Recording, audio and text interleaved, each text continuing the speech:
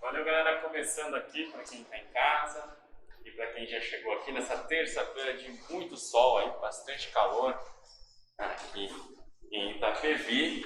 Bem, hoje nós vamos aí para uns top 5 aí que mais caem, não é, no Enem em Geografia.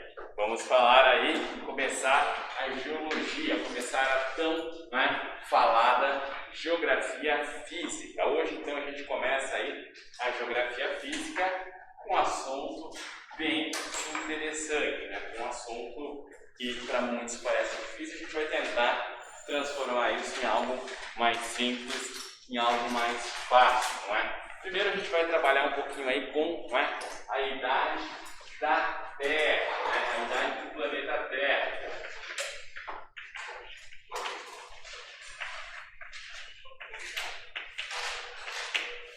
Bem, o planeta tem aproximadamente 4,6 bilhões de anos, tá? E isso só é possível graças, aos estudos aí feitos com carbono 14 em rochas, né? Para a gente definir aí a idade do planeta Terra, foi graças a esse, o carbono 14, que ele vai medir aí a chamada meia-vida, né? A quantidade de radiação presente. Bem, mas como teria surgido, o nosso planeta? A gente vai trabalhar aqui com a explicação científica da teoria do Big Bang, não é? Uma teoria aí que foi anunciada em 1948 aí pelo cientista George Gamow, lá perto da metade do século XX, no qual você teria o quê? Uma quantidade muito grande de energia que vai gerar essa explosão que dá origem ao nosso planeta. Então aí a questão do Big Bang. É importante ressaltar alguns pontos para essa aula, galerinha. Quais são os pontos importantes para hoje? Primeiro, a gente vai trabalhar aqui com uma escala de tempo um pouco diferente da convencional. E aí vocês vão entender o que eu estou querendo dizer com isso. Por quê, gente? Olha só, nós temos duas escalas de tempo que são estudadas, não é? O tempo histórico. O que acontece? O tempo histórico, ele remete aos acontecimentos da história, o que aconteceu com a humanidade. Vou dar um exemplo para vocês. Vamos lá. O Brasil tem aí, no tempo histórico, se você contar desde a chegada, dos colonizadores aqui, do início da exploração das terras aqui no Brasil por uma potência europeia, 520 anos, perfeito? De 1500 a 2020. Poxa, 520 anos é muita coisa? Para a história é. Tudo o que aconteceu na história do Brasil, desde o Brasil colônia, o Brasil império, a República Velha, a ditadura militar, período de redemocratização. Olha quanta história aí no período de 500 anos, galera. Mas acontece o quê? 500 anos, quando a gente fala para a idade da Terra, não é nada. Vocês vão ver que, trabalhando aí as eras geológicas, eu vou falar que um evento recente, quando ele ocorreu há cerca de 30 milhões de anos atrás. Então, o que acontece? A história da humanidade, a gente trabalha em tempo histórico. Uma escala de tempo, onde muitas vezes 100 anos é muita coisa. Agora, para a história do planeta, para a geologia, para o estudo das rochas, a gente usa outra escala, a escala de tempo geológico. O tempo geológico ele vai corresponder mais ao estudo da existência do universo, do planeta. Então, é uma escala de tempo muito mais ampliada. Você vai chamar de eventos recentes, eventos que ocorreram em milhões de anos. E aí vem uma das partes que é mais complicada aí para essa aula, os alunos têm muita dificuldade, que é o quê? As eras geológicas, Sempre muita dificuldade aí de decorar. Vocês têm na página 469 da apostila, uma tabela muito grande ali com as eras, além aí dos períodos, dos érons. Mas qual que é a dica que eu dou para a gente guardar na cabeça e não esquecer as eras geológicas? Bem, normalmente eu faço assim, olha.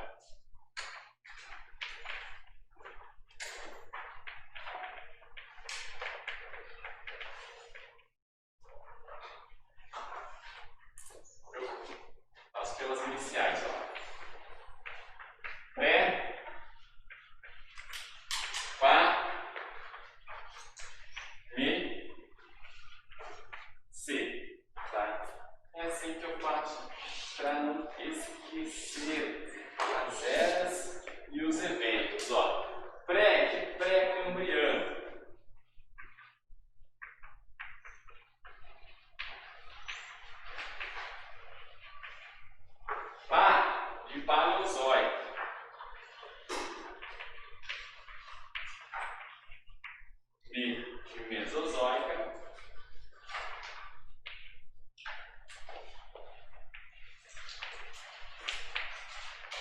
e Cenozoica.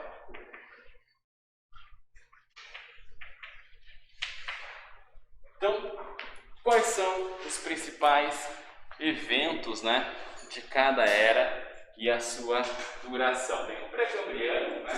Lá atrás, a gente vai arredondar aqui, né, 4,5 bilhões de anos, tá? É quando vai começar ali o pré-cambriano. Eu falei isso por quê? Se você analisar, né, o primeiro período da era paleozoica é o cambriano. Então, antes do cambriano veio o pré-cambriano, pessoal. O que aconteceu aqui, tá? O que vai acontecer nesse período? Tem um resfriamento da Terra, eu vou formar aqui, né, os escudos cristalinos, os oceanos. Então, ó, escudos cristalinos,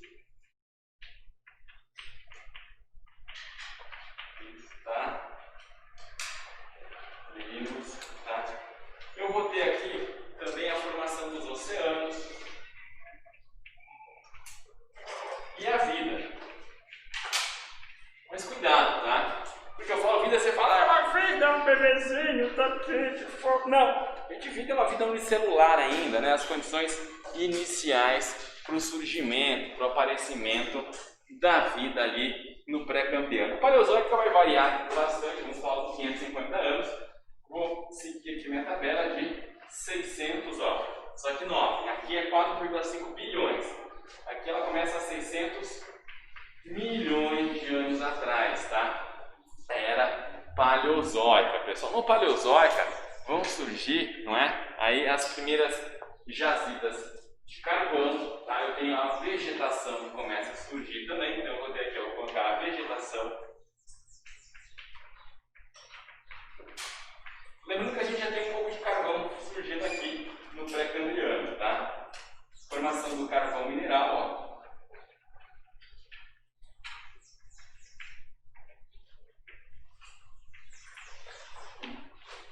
E aqui a gente tem nos escudos cristalinos, né, só uma coisa que eu esqueci de avisar, são as rochas que a gente chama de metamórficas, perdão, são rochas ígneas, tá? Rochas magmáticas. Por quê? Nesse período o magma se resfriou. Então aqui eu tenho a formação principalmente dentro dos escudos cristalinos, né, de rochas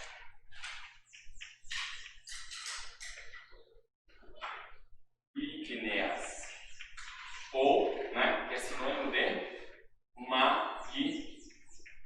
magmática. É só pensar o seguinte, foi o resfriamento do magma, uma rocha magmática. A gente vai ver isso nessa aula do ciclo das rochas. Aqui eu tive a formação, tá? Além do carvão mineral, das rochas aí metamórficas e sedimentares.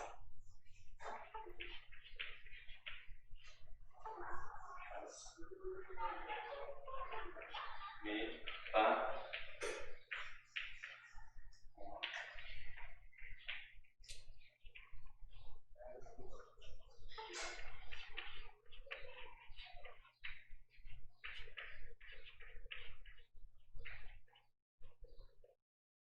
E aí vem a era que eu mais gosto de falar, pessoal.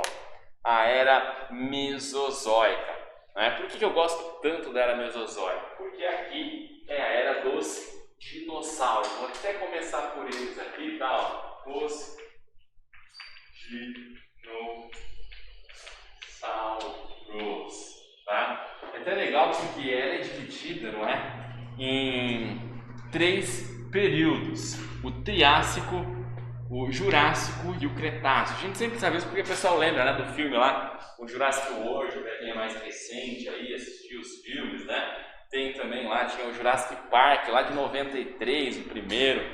Gosto bastante do filme, né? É um dos meus favoritos ali, o Jurassic Park, mas tem muitos erros, né, no filme, inclusive dos períodos. A maioria dos dinossauros que aparecem no filme, eles são do período Cretáceo. Então, o filme poderia ser Cretaceous Park, né? Mas acho que não caberia muito bem, né? Até acho que um pouco tempo atrás saiu uma série de animação na Netflix, eu vi que meu sobrinho, ele, né, maratonou, acompanhou tudo ali muito rápido.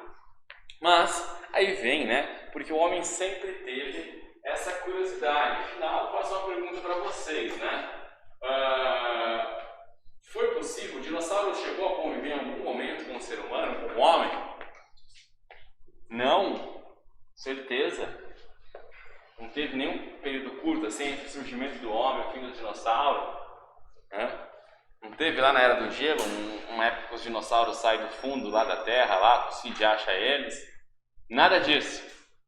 Então é verdade, né? A gente teve um intervalo muito grande. Por quê? Porque os dinossauros eles vão desaparecer no final da Era Mesozoica, né? A gente tem outros fatos importantes aqui na Era Mesozoica, como a deriva continental.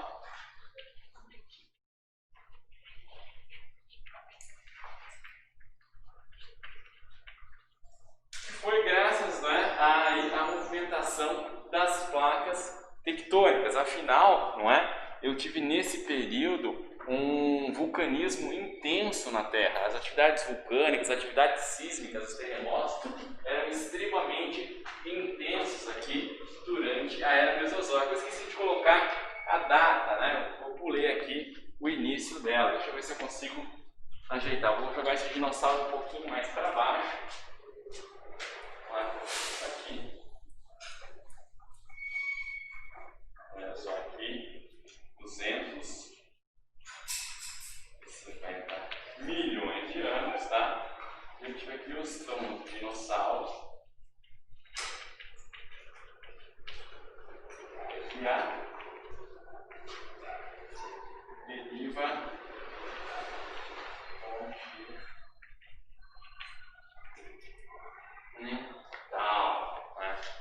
tá aí como os principais fatos.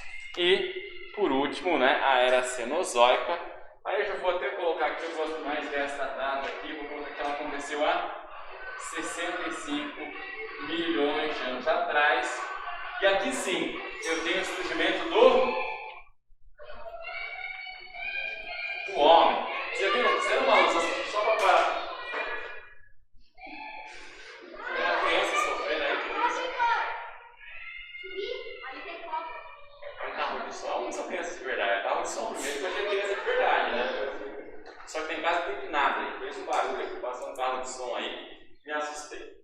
Ó, então o homem vai surgir aqui, mas eu tenho também algo que a gente vai estudar muito aí, por isso que eu fiz questão de frisar para vocês o quê? A diferença entre tempo geológico e tempo histórico. Afinal, aqui eu tenho também, na Era Cenozoica, chamados dobramentos modernos.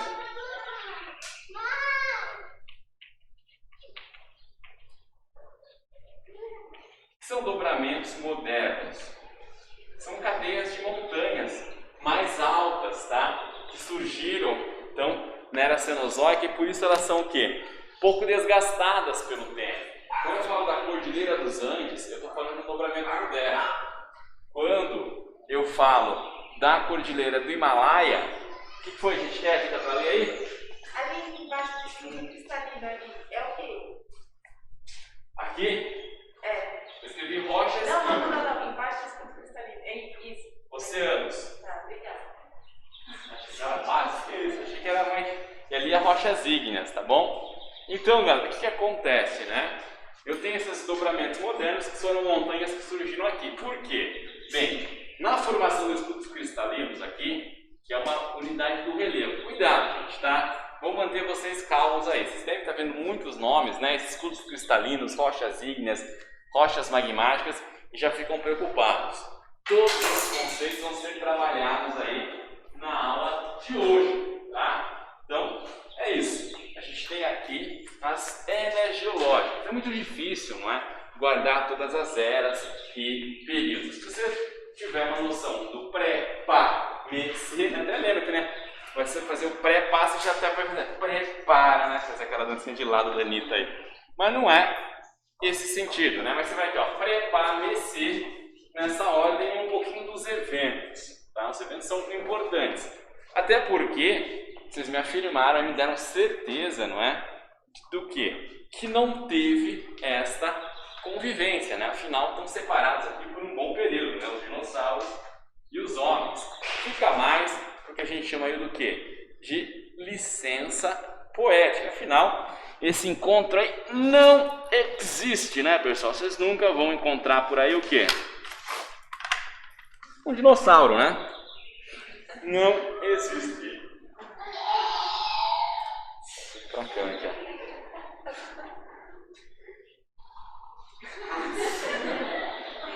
Você assistiu o primeiro Jurassic Park? Aquele que tem a cena da cozinha, né? Que eles chegam assim, com aqueles bracinhos sem abrir a porta, né? E entra assim,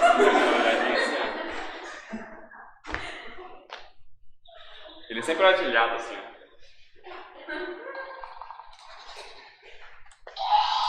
Você vê, eu roubei o brinquedo do meu sobrinho para vir dar aula hoje, ó.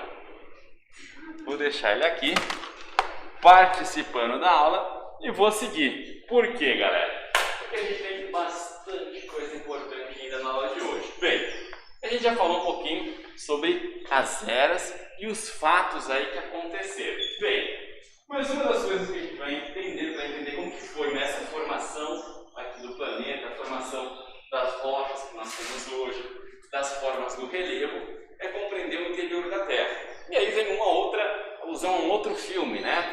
Que na verdade foi um livro que foi adaptado várias vezes para o cinema, que é Viagem ao Centro da Terra, do Júlio Verne.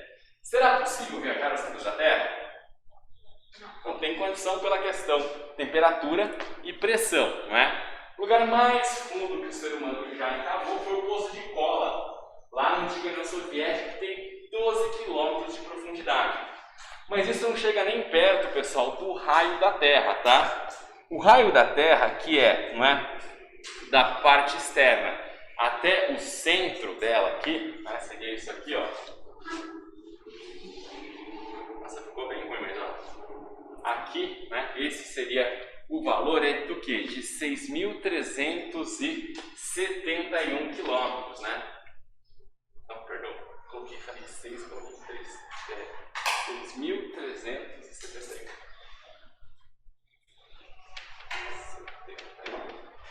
quilômetros, que é o raio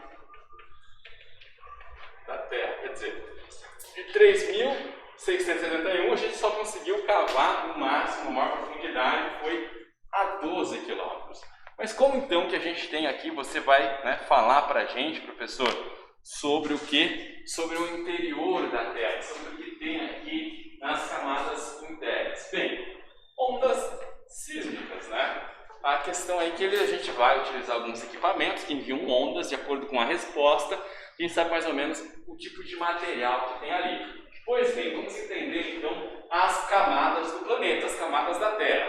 Bem, na parte externa tem a chamada crosta terrestre, pessoal. A crosta ela vai ter mais ou menos aí entre 25 e 90 quilômetros de espessura. É a camada externa, não é? Onde nós vivemos aqui, na crosta.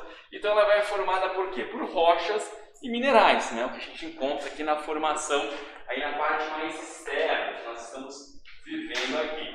Eu tenho um manto, tá? O manto é uma camada intermediária, para ter manto superior e manto inferior. Ele é composto por magma, né? Tem uma temperatura aí que vai variar ali, né? Próximo dos 3.000 graus Celsius, tá? Muito quente lá dentro, da cama aqui fora, né?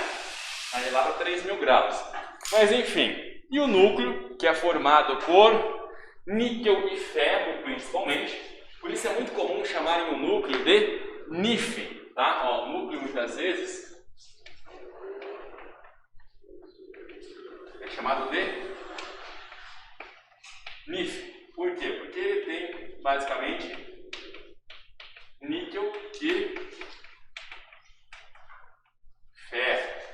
E devido à pressão, né, ele é como se fosse uma grande bola, né, metálica ali que tem um magnetismo muito forte, atraindo inclusive as coisas para o centro da Terra. Tem outra definição. Por quê? Essa definição que nós falamos aqui, ó, crosta, manto superior, manto inferior, tá? Núcleo externo, núcleo interno, é um modelo que a gente chama de modelo químico, tá? Que é com relação por quê? Porque é uma análise feita a partir da composição química dos elementos que estão lá no núcleo terrestre, né? No centro, dentro do planeta.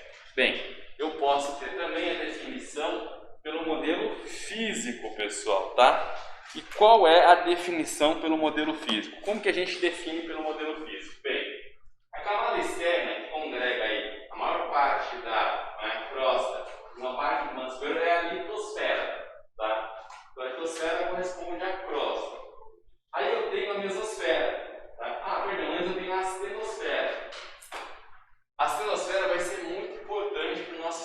o que, gente? É na astenosfera que acontece as chamadas correntes de convecção, que é o que vai gerar o movimento das placas tectônicas, tá? E aí a gente vai entender um pouquinho isso, mas basicamente o que é? É a diferença de temperatura entre o magma que está mais profundo, tá? Que normalmente quando ele se aquece ele sobe, e o magma que está na parte superior, que está mais gelado. Então isso vai provocar uma movimentação e vai ser o responsável pela movimentação do quê? Das placas tectônicas, tá? Então aqui é a astenosfera, a gente já vai falar dela daqui a pouco de novo. A mesosfera equivale, né, ao manto e a endosfera equivale ao núcleo. Bom, então são as duas definições, uma pelo modelo químico mais utilizado, a gente conhece mais, né? Crosta, manto e núcleo, e a outra com litosfera, astenosfera, mesosfera e endosfera. Bem, aqui um pouquinho, né? Aqui vocês estão vendo as camadas de novo. E aí vem uma parte aí muito importante da geografia. Por quê? Bem, esta camada externa, né, a litosfera ou a crosta, ela está fragmentada, né? Ela é dividida. Dividida em quê? Em placas tectônicas. Eu costumo, tá? Agora até estava no online, mas você me dá o exemplo. Isso vem desde o meu período de graduação, né? Na faculdade, eu estagiava no museu. E a gente recebia muitas crianças, né? Muita gente de toda a idade, na verdade, universidade, os seminaristas, escola de educação de ensino médio, Fundamental 2, Fundamental 1, até criancinha pequenininha, aquelas que, sabe, por regra dessa, elas passam a língua, assim, naquela idade, né? Bem fofinha, assim, tinha que explicar para essas crianças pequenas, né? O que eram as placas tectônicas. Então eu usava sempre esse exemplo. Eu falava assim, imagina que você, né, mãe cozinha um ovo lá, quando vai fazer um ovo cozido. E aí, sabe, depois que você cozinha um ovo, eu pelo menos faço assim, eu pego uma colher e bato, né, na casca, ela fica toda quebradinha, eu vou tirando os pedaços. Né? Eu já vi um amigo meu, desses bombados que come 500 ovos por dia, ele faz um esquema que ele assopra. Alguém já viu alguém tirar a casca do ovo assim? Ele faz um esquema que ele faz com um negocinho dele e sai inteirinho assim, ó. É muito mágico isso, muito ninja. Eu não, eu já tiro com a mão mesmo e ainda sobra como um ovo meio crocante, que eu não tenho paciência para tirar tudo, sabe aqueles pedacinhos? Então você come o ovo e faz ovo cozido. Hoje eu comi 3 ovos cozidos no almoço. Tinha um pedacinho de casca, né? Crec, crec, crec, crec, crec, crec, crec. Mas enfim, antes de você tirar a casca, o ovo não fica assim, ó, você cozinha, toda ela quebradinha e grudada, é como se fosse a crosta terrestre. Cada pedaço de casca é uma placa tectônica. Só que o que acontece com o nosso ovo terra, né? Esse ovo ele não está muito bem cozido. Então a clara está meio pastosa ainda, então seria como se ele ficasse se movimentando, tá bom? Então o que acontece? Essas fragmentações aqui, né, são, ó, cada placa é como se fosse o quê? Um pedacinho aqui, ó, da casca do ovo quando ela fica assim, bom? Até aproveitei, eu sempre dei esse exemplo, e agora na pandemia, né, no período que eu estava dando aula na minha casa, eu peguei um dia e fiz, né, dei aula tipo na Maria Braga, assim, levei o computador para a cozinha, né, e cozinhei o ovo lá, falei, vou cozinhar o ovo, vou usar o ovo mesmo como exemplo. Bem, aqui eu até poderia ter trazido o ovo, mas eu comi ele no almoço. Enfim, mas o que acontece? Olha só, o planeta ele vai ser dividido aí em grandes placas, né? Então aqui, ó, a placa norte-americana, a placa do Caribe, placa de Cocos, a placa sul-americana, a placa de Nazca, placa africana, placa eurasiática, placa australiana, placa pacífica, placa das Filipinas, tá? Então eu vou ter aí as placas tectônicas. Mas o que acontece? Aquilo que eu falei para vocês, é como se ela estivesse, tá, sobre um material pastoso, então ela vai se deslizar. O que acontece?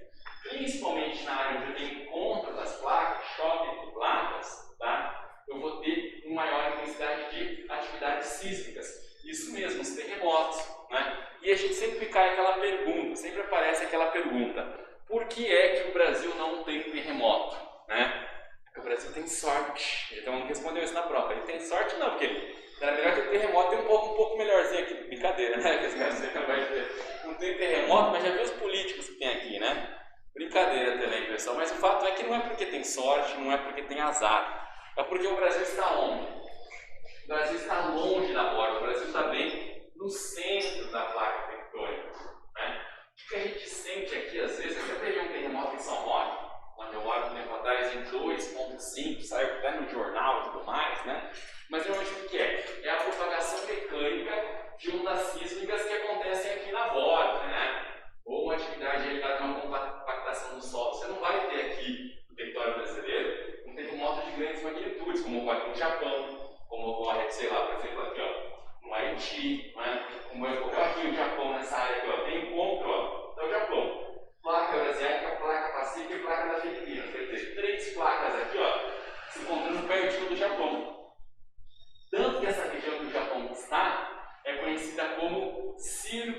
fogo do Pacífico.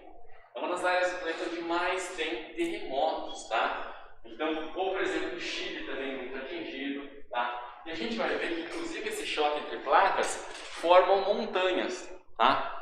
Como será que surgiu, né? Aqui, ó, a Cordilheira de Himalaia. Como será que você surgiu aqui a Cordilheira dos Andes? Bem, do choque entre as placas, né? Você tem um choque entre as placas, quando elas são placas convergentes, e normalmente a placa mais pesada ela vai afundar e depois ela vai subir num movimento que chama de surgimento, e surge então ali uma cadeia de montanhas. Então as placas têm também essa relação ali. Mas como é que elas se movem? Por que elas se movem? E aí mais uma vez eu vou aqui entrar na aula de culinária, né? Afinal eu já dei dica de uma receita muito aí elaborada hoje, que é o quê? O ovo cozido, né? Você precisa de ovo e de uma panela de água. E agora eu vou tentar outro exemplo aqui. Não sei vocês como que estão ali, mas né, na minha casa, você não moro sozinho, né? Sozinho não, moro com 6 cachorros. Mas enfim, assim, as panelas da minha casa, elas são simplesmente as panelas que minha mãe ia jogar fora, sabe? Ela compra um jogo de panela, eu ia jogar, aquela panela tá quase furada, aquelas panelas velhas, fininhas assim, sabe? Já tá arrebentada. É assim que eu mobilei essa parte de panela, de coisas assim. Então o que acontece? Minhas panelas são todas aquelas panelas assim, fininhas e tal. Então quando eu for fazer uma outra receita muito elaborada, complicada, não sei se vocês manjam, miojo, né? Então o que você vai fazer? Você pegava lá a panela, né? Colocava água aqui na panela e vai ferver. O que acontece? Quando a água está fervendo no meu fogo, né? Quando ela está fervendo, a minha panela parece estar sambando. Porque ela treme assim, sabe? Ela treme dentro do fogo assim. Por quê? Porque a água está se movimentando ali dentro da panela. O que acontece dentro da panela? Bem, a água que está aqui mais próximo do fogo, ela esquenta.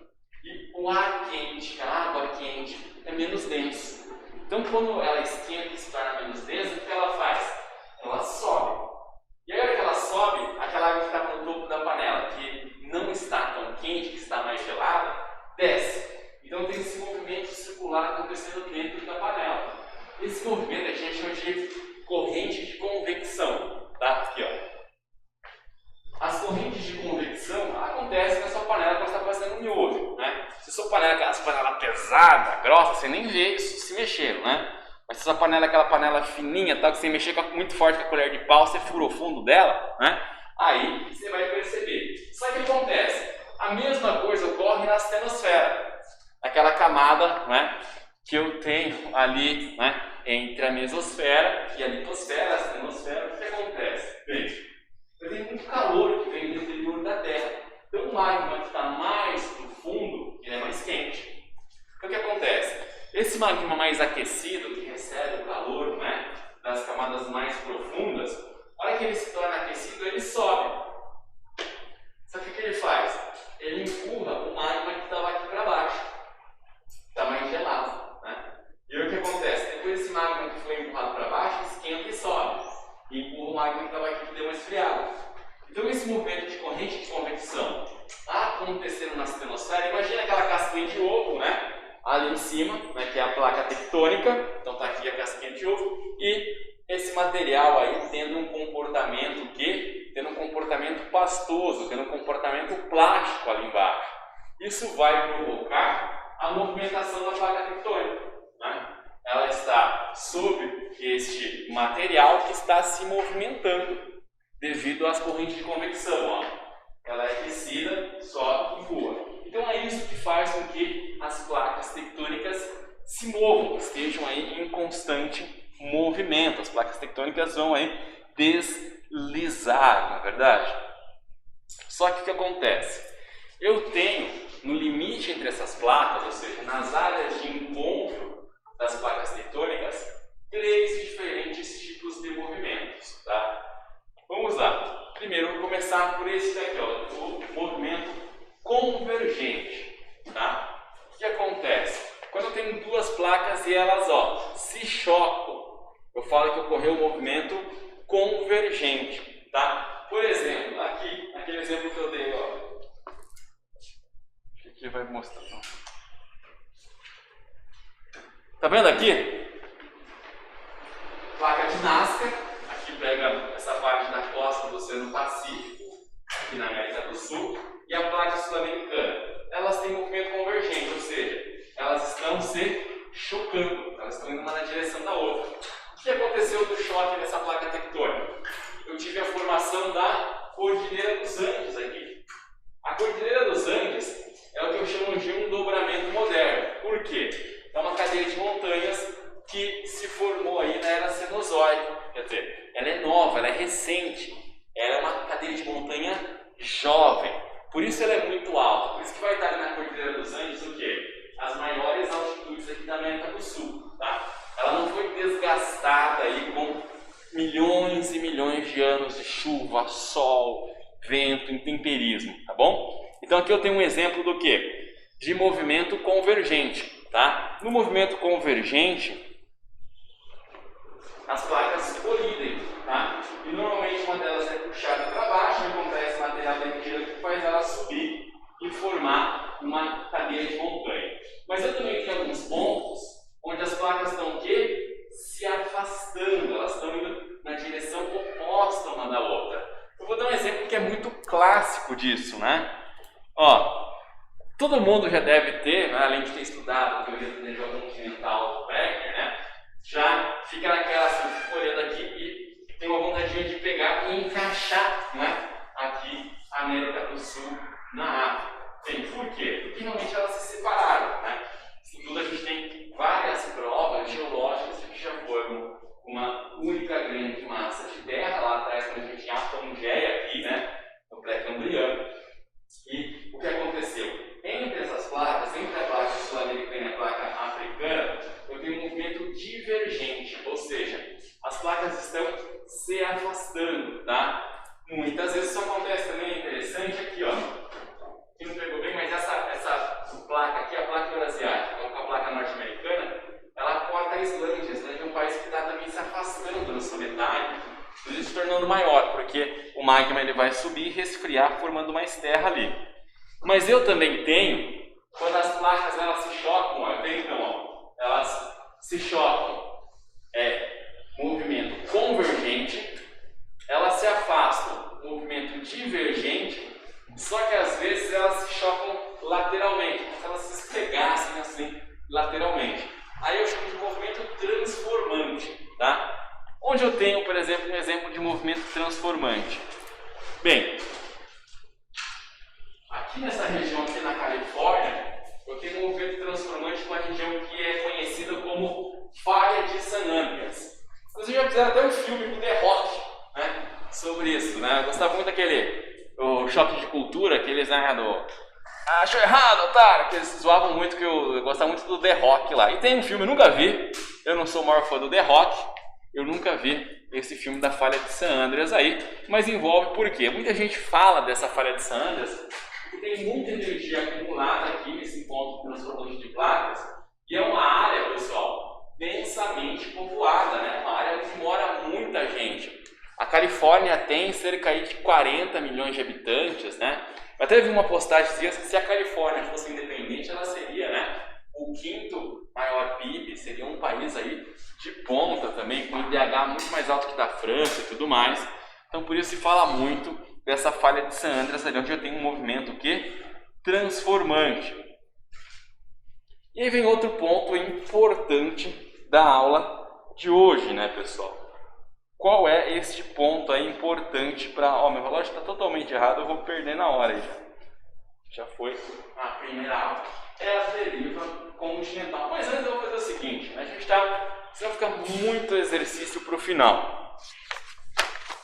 Em cima do que a gente já teve até agora, vamos dar uma pausa e fazer agora, ó, o exercício, pessoal. Aí, 21 e 22. Oi? Aquela escavação que chegar no núcleo da Terra, conseguiu chegar no segunda camada? Não, ó. Você lembra que a gente falou que a crosta terrestre ela tem de 25 a 90 quilômetros de espessura. Eles cavaram lá 12, eles não ultrapassaram a crosta. Não chegamos aí ao manto, tá? Ficou mais ou menos na metade. Pessoal, é da página 473, o 21 e o 22.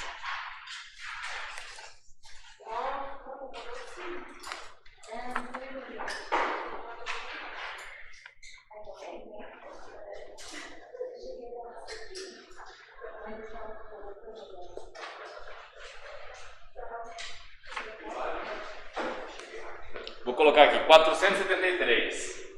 Deixa eu botar ali o anúncio.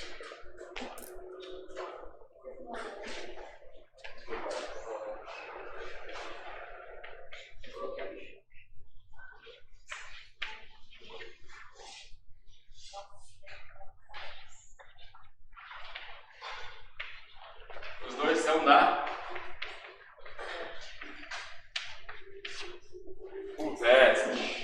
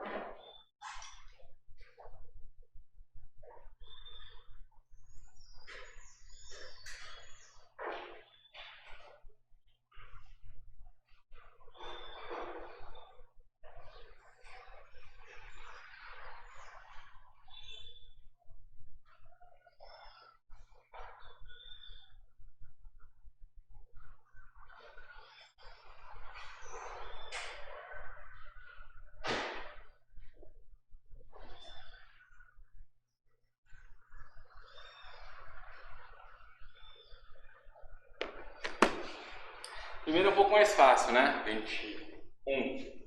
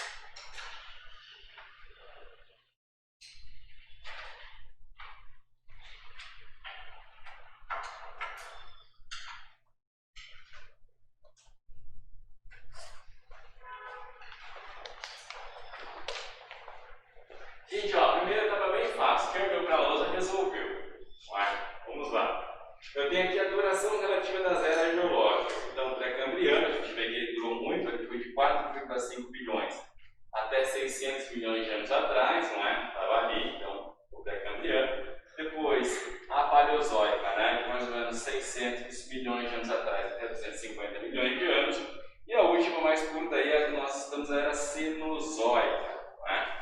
Então, a cenozoica que vai aí, não é, pessoal? Cenozoica, começando a 65 milhões de anos atrás. E ele quer o seguinte, olha, observe a escala de tempo geológico para identificar os processos naturais que ocorreram respectivamente nas eras paleozoica e cenozoica. Bem, na paleozoica ali, o que aconteceu? Qual que a gente tem aí? A gente tem que encontrar uma alternativa que vai falar algo que aconteceu primeiro na paleozoica e depois algo da cenozoica. Se vocês observarem, a resposta estava logo na alternativa A. Afinal, eu coloquei aqui, ó, a formação do carvão mineral. Ele está dizendo ali, ó, formação de jazidas carboníferas, que é onde se encontra o quê? O carvão mineral. E depois ele traz como informação da cenozoica a formação do quê? De um dobramento moderno, um dobramento do tipo alpino Himalaia. Ele está citando aí como exemplo a cordilheira aí do Himalaia, mas já definindo o quê? Um tipo de dobramento moderno, né? A B, ele trazia aí oscilações no nível do mar dos períodos glaciais, né? Como o da paleozoica, a gente tem isso muito mais na cenozoica recentemente, e formação das bacias petrolíferas aí do Oriente Médio. A C, configuração dos atuais continentes. Na paleozoica não, a deriva continental foi aqui, ó, na mesozoica, não é? E ele coloca aí, ó, tá certo, né, dobramentos do tipo alpino, mas a primeira informação é errada. A D, formação das bacias petrolíferas do Oriente Médio e soterramento das florestas que originavam aí o carvão mineral. Bem, o carvão tem sua formação aqui na paleozoica, né, não na cenozoica. E a última E, colocava a oscilação do nível dos mares nos últimos períodos glaciais e configuração configuração atual dos continentes e oceanos, que vai começar aqui com a deriva continental na era mesozoica. Bem, galera, e a 22? A 22 ele mostra também a cordilheira de Himalaia e o rio Nilo, tá? E para variar aqui um pouquinho a legenda correta para a foto anterior. Esperar aí o carro de som.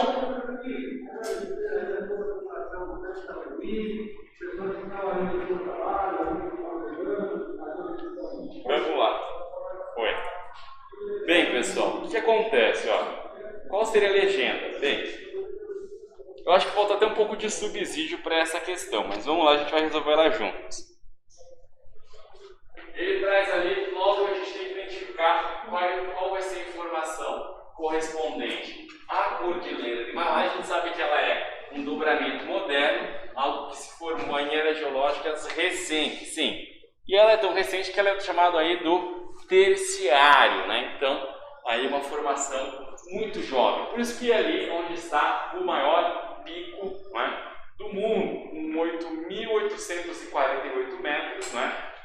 O Monte Everest, lá na Cordilheira do Himalaia. A gente até vai debater um pouquinho a sua formação daqui a pouco. Então, como que se formou isso? Como que se formam essas enormes cadeias de montanha? Aquilo que eu falei agora há pouco, né? Foi o quê? O choque entre as placas. Então, ela é formada do tectonismo, né? O choque entre as placas é que vai formar essa imensa cadeia de montanhas ali, tá bom? Já o rio Nilo, né? Os rios normalmente são áreas de bacias sedimentares, ou seja, são regiões mais altas onde esse sedimento ele foi transportado para essas áreas e formou, né, um relevo mais plano, como a gente tem, por exemplo, na bacia amazônica, aqui em torno dela uma área mais plana, formada por sedimentos que foram transportados. Bom, então normalmente as planícies são bacias aí sedimentares, tá? Aí com depósitos fluviais, ou seja, os rios.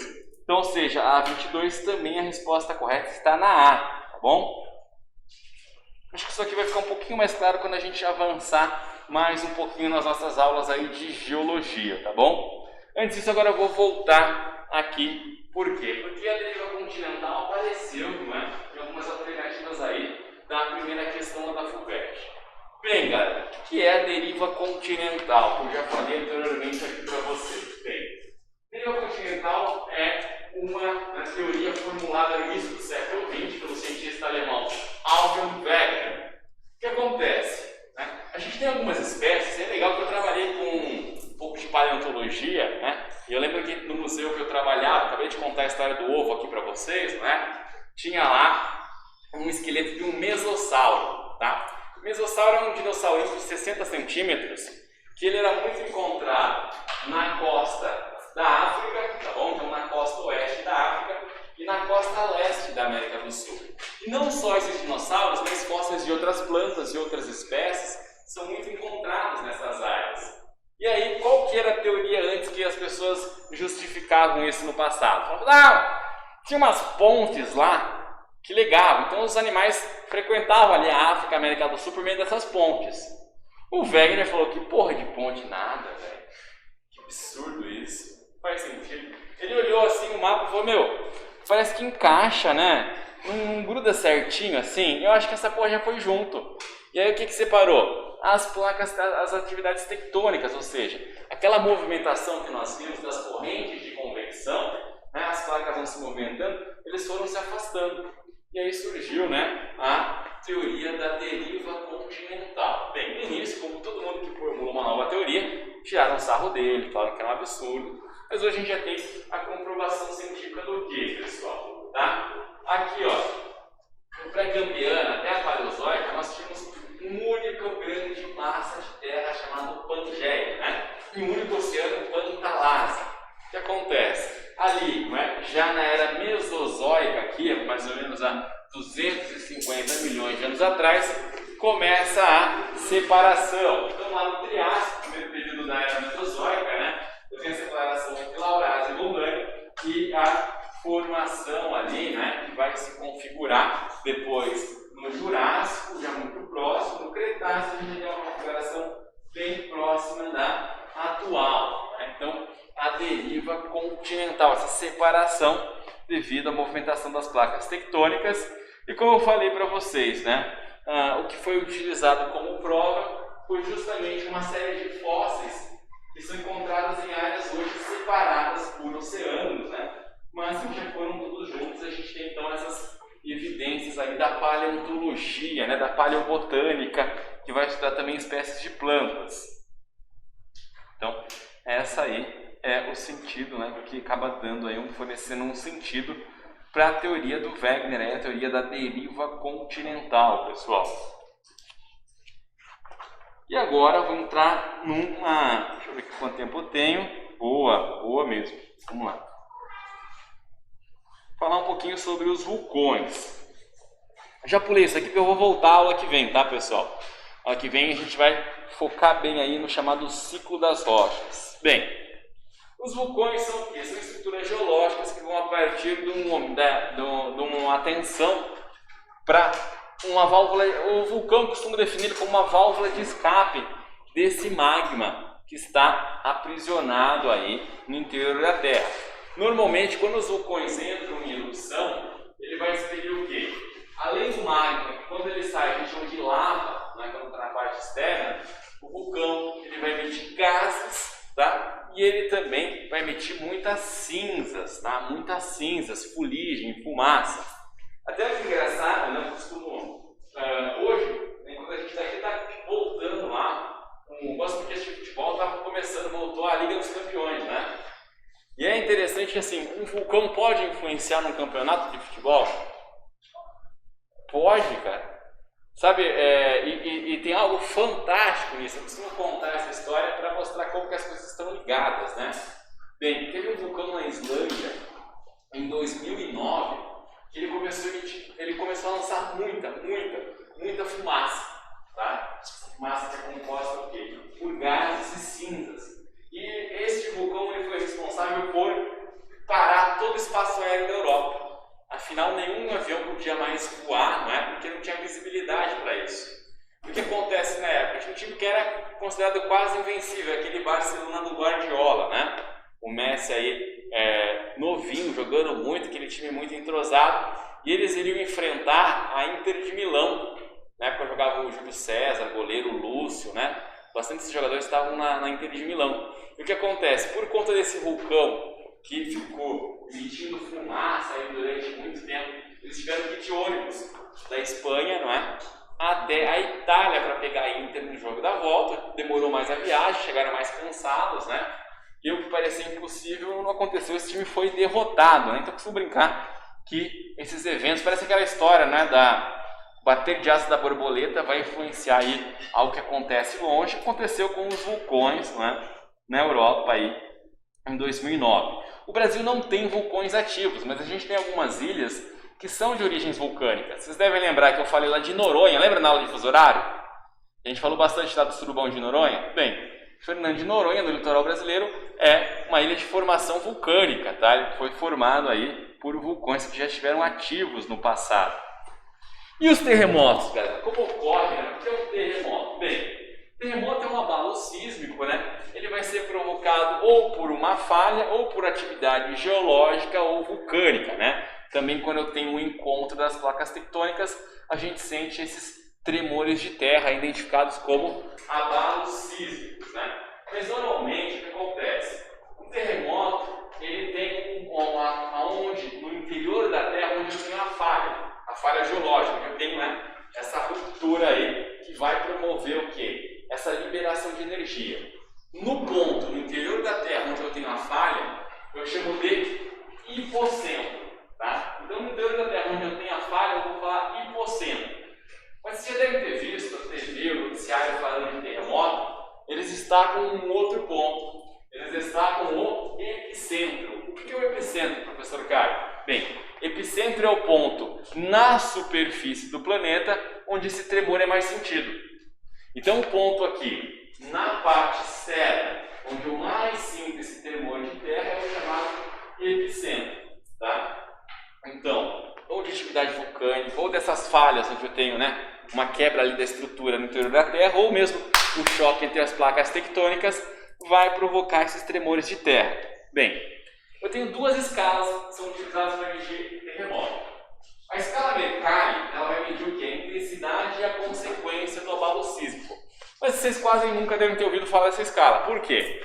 A mais utilizada é a escala Richter, que vai medir o quê? A magnitude, ou seja, a quantidade de energia que foi liberada por esse terremoto. Normalmente quando vocês veem uma notícia, né, ele vai dizer: o terremoto que atingiu o Japão foi de 7,5 graus na escala Richter, né? Sempre a escala Richter sendo utilizada. Bem, muita gente não sabe, mas a escala Richter é uma escala aberta. Ela não tem um limite, ela não tem um fim. O que acontece é que os terremotos mais fortes já sentidos até hoje foram de 9,5 na escala Richter. Nunca passou aí além de 9, tá? Mas como que funciona? Por exemplo, aquele terremoto que teve em março em São Roque, um mini tremor de terra aí, foi de 2,5%. Muita gente nem sentiu. Porque é justamente isso que ocorre. Ó. Um terremoto com menos de 3,5%, ele geralmente não é sentido.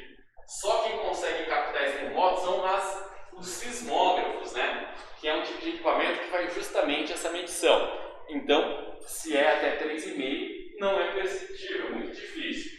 De 3,5 a 5,4, tá? É um terremoto que frequentemente se sente, mas ele não vai causar grandes danos. Uma coisa importante, a intensidade dessa é assim, um terremoto 2 é 10 vezes mais forte que o 1, o 3 10 vezes mais, então ele vai assim nessa intensidade. Olha só, até 5,4, né, não vai provocar muitos danos. Agora já, de 5,5 a 6, já pode provocar danos em pequenas edificações, edifícios mais frágeis. Então o que acontece? A gente vai ver que a destruição de um terremoto numa localidade depende um pouco também do poder aquisitivo, né? Regiões mais carentes, quando sofrem um terremoto de 5,5 ou 6, já sofrem grandes danos. Como aqui, ó, de 6,1 a 6,9, em regiões densamente povoadas, ou seja, onde mora muita gente, é muito aglomerado, né? As casas são de baixa qualidade, já provoca muito estrago. Um terremoto de 7 a 7,9 já é um terremoto forte que vai causar uma grande destruição.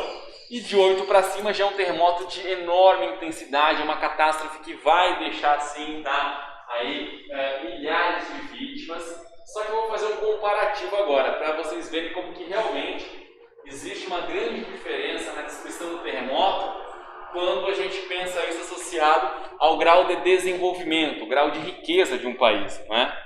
Por quê? Não está aqui, eu coloquei no outro. Deixa eu ver se eu vou pegar essa imagem. Eu quero mostrar aqui para vocês uma comparação entre o terremoto do Japão, tá? Aquele terremoto de 2013 que destruiu a usina hidrelétrica, a usina nuclear de Fukushima, né? O que acontece, ó? Um terremoto de 8,5 no Japão deixou aí, acho que mais ou menos 12 mil mortos, tá? E um terremoto de 7 graus no Haiti deixou 200 mil mortos. Por quê, gente? Porque no Japão eles são preparados, né?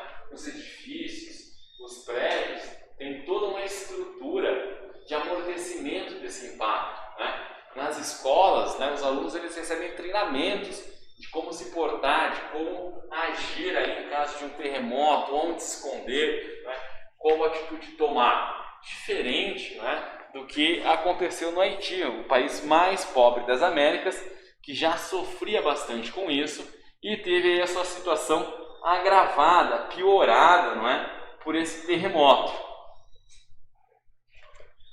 Rapidinho aqui, agora a gente já vai seguir. Deixa eu só mudar esta apresentação e...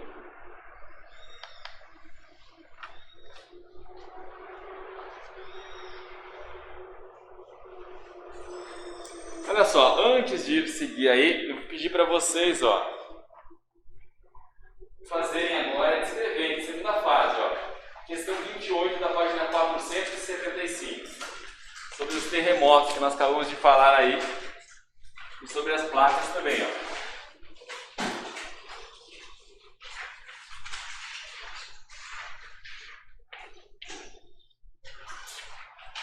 Com 28, hoje a gente só está na festa.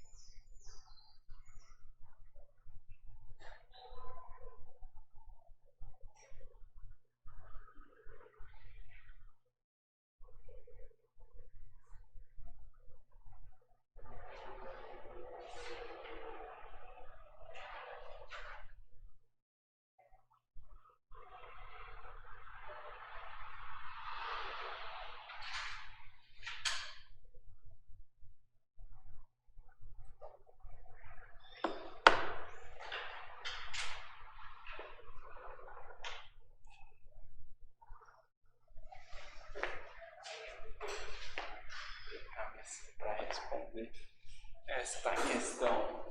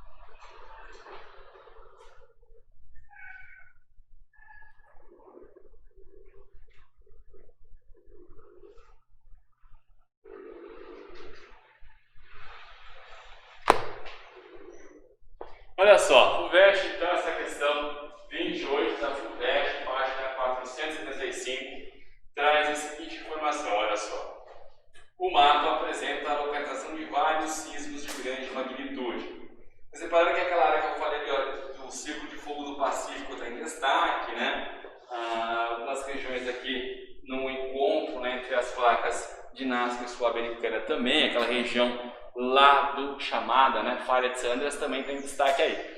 Mas a pergunta é a seguinte, ó: por que ocorrem os sismos e quais as suas consequências? Né? Vou colocar aqui então a questão, ó, 28, né? Vou colocar aqui, ó, os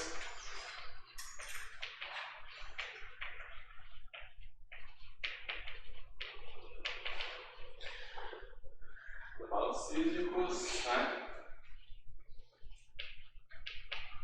Correm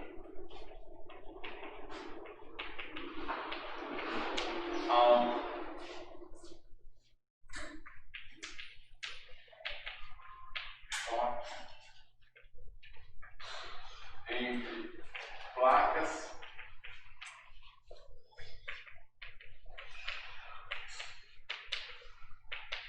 tônicas com atividade vulcânica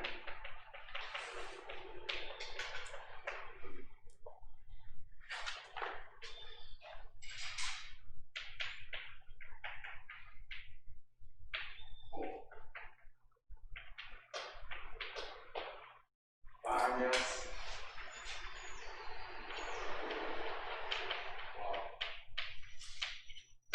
casas. E as consequências são modificação, ó. Entre as consequências, né? As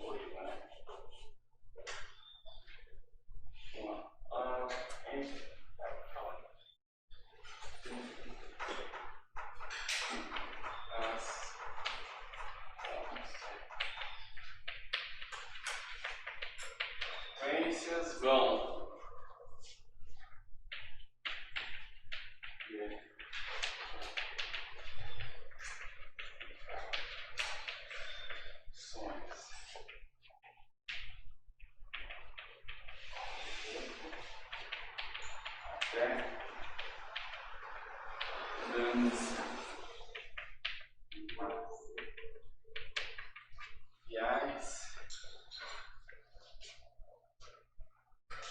danos materiais e mortes. Olha que dramático aqui. Então, ó, os abalos sísmicos ocorrem devido ao choque entre placas tectônicas, atividade vulcânica, tá? E falhas geológicas. As consequências são de modificações no relevo até danos materiais e mortes. Tranquilo? Foi por aí mais ou menos a resposta de vocês? E a B? A B é fácil, né? A B fala o quê? Por que nós não temos sismos, ou seja, terremotos de grande magnitude no Brasil, galera? Por que a gente não tem terremotos no Brasil? E aí? O Brasil está afastado da área de colisão, né? O Brasil está no centro de uma placa, longe da borda, longe da área de contato. São várias as respostas que vão trazer o mesmo sentido para essa afirmação. Vamos lá, então, colocar aí a resposta da B.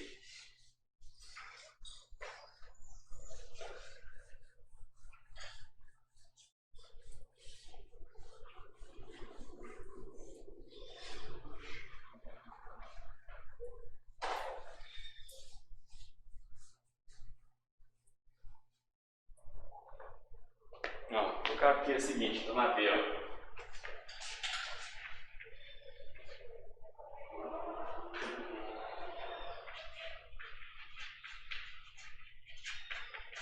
Brasil não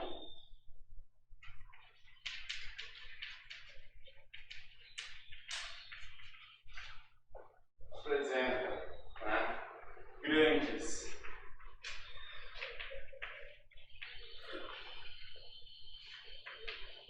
sismos, pois se encontra distante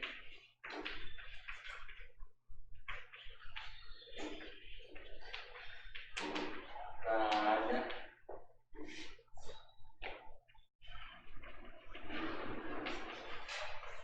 contato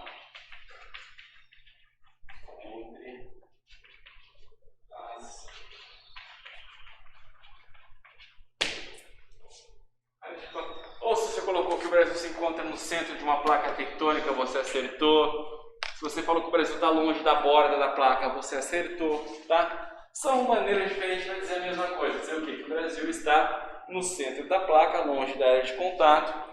Por isso não vai apresentar aí o quê? Terremotos de grande intensidade, grandes sismos aqui, não é? A gente não vai apresentar esses terremotos de grande magnitude no território brasileiro. Como eu falei aqui anteriormente, ó, o Brasil se encontra aqui no centro desta placa tectônica, na placa sul-americana.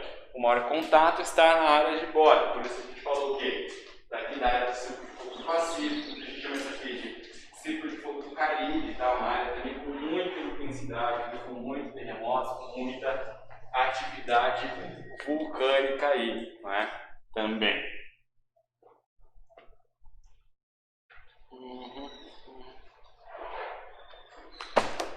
Vamos fazer mais exercício, então vamos avançar no conteúdo, galera. Vamos lá seguir ainda um pouquinho aí, não é?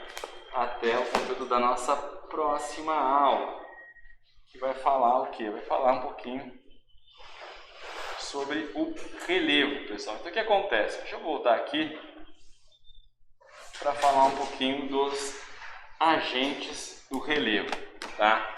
Já aproveitando sempre, né, o tempinho que a gente tem, sempre aproveitar ao máximo, afinal, o tempo voa, né? Daqui a pouco já é janeiro, hein? Vai ver a sala aqui seguida assim, ó, bom número, lotadinho, pessoal empolgado, mesmo com esse calor, com tudo aí. Vamos lá, galera. Que ó, sou eu nessa foto, não dá pra ver aqui, ó. Eu tô aqui, ó. A gente vai continuar um pouquinho e aí as coisas vão começar a fazer mais sentido. Eu já havia avisado vocês para não desesperar, né? Não ficar nervoso, por quê? Algumas palavras, alguns conceitos, eles surgiriam, eles seriam falados aqui antes de serem aí aprofundados, né? Afinal, essa parte aí é bem complicadinha. Pois bem, galera, o relevo, como a gente observa, né? Por quê? Eu estou dando aqui algumas espécies, alguns tipos de unidade do relevo, né? Como a gente observa aqui, por exemplo, as planícies que apareceram lá na questão 22, sobre o rio Nilo, eu comentei. Normalmente são o quê? São depósitos de sedimentos, tá? Sedimentos que surgiram aí em outras áreas e foram carregados para lá, tá? Então, o que acontece? São terrenos mais planos, tá? Onde eu tive o quê? Essa sedimentação maior do que a erosão, ou seja, aqueles fragmentos de outras áreas que sofreram com o intemperismo, com a ação do tempo, chegaram até lá. Vou fazer um desenho aqui, ó, para vocês copiarem com relação às unidades de relevo, tá?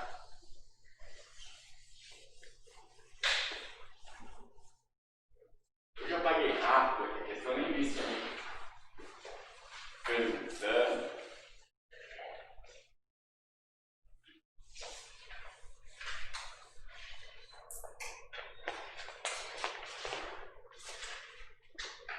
Tá aqui, ó.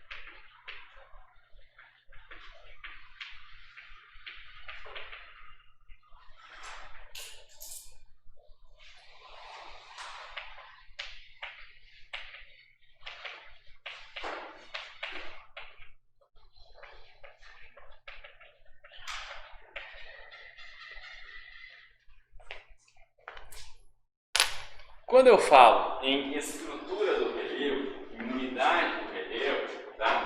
Eu vou ter esses três principais tipos aqui. O que acontece, pessoal? Os escudos cristalinos são terrenos mais antigos, tá? Paleozoica. Eles foram frutos do quê? Do resfriamento do magma, quando a Terra resfriou. Então aqui eu vou ter principalmente o quê? Rochas cristalinas.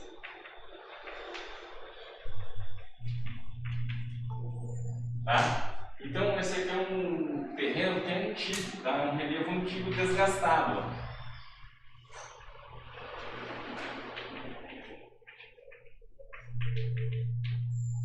Quando eu falo com relevo antigo, estou querendo dizer principalmente que ele já sofreu o chamado intemperismo, ou seja, a ação do tempo, tal, durante muitos e muitos anos ele foi sendo desgastado. O que acontece? Imagine que esse terreno ele já foi maior, ele foi sendo desgastado, e ele foi o quê? Perdendo partículas de areia, sabe? A rocha vai se desfazendo em grãozinhos, e esses grãozinhos são carregados para áreas mais baixas ao entorno. Então o que acontece? Ele foi se depositando aqui formando camadas. Normalmente nessas camadas, muitas vezes eu peguei um dinossauro aqui com um fóssil e tudo mais. Então essas áreas onde esses sedimentos se formam são planícies que a gente vai chamar de bacias sedimentares, tá? Aqui eu vou ter principalmente o quê? Rochas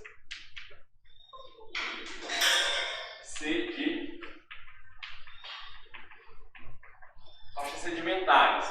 Normalmente em regiões de rochas sedimentares eu encontro os combustíveis fósseis. Então carvão mineral e petróleo nessas regiões. E aqui o que eu tenho?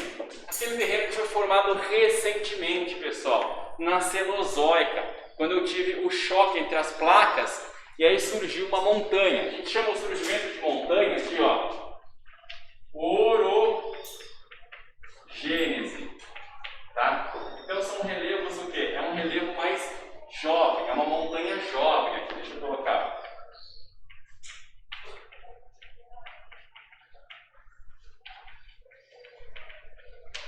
Então essas vão ser as três principais unidades, tá? A partir delas, a gente vai começar o que vem aqui falando das formas do relevo e como se forma o relevo.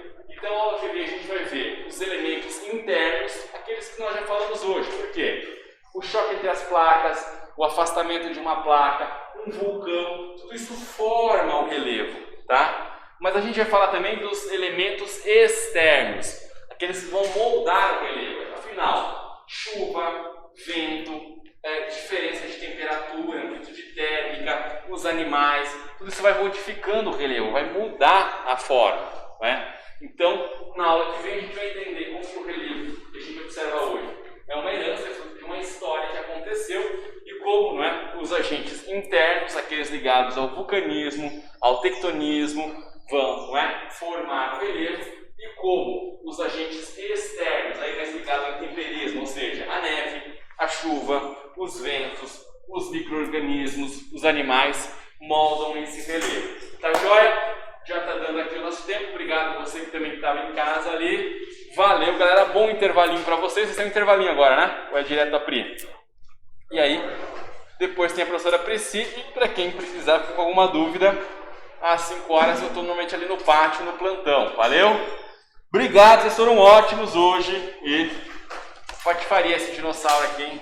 Vou embora assim, vou usar máscara, vou assim no shopping. Você acha que dá para ir assim no Lopes ali? Fazer compra?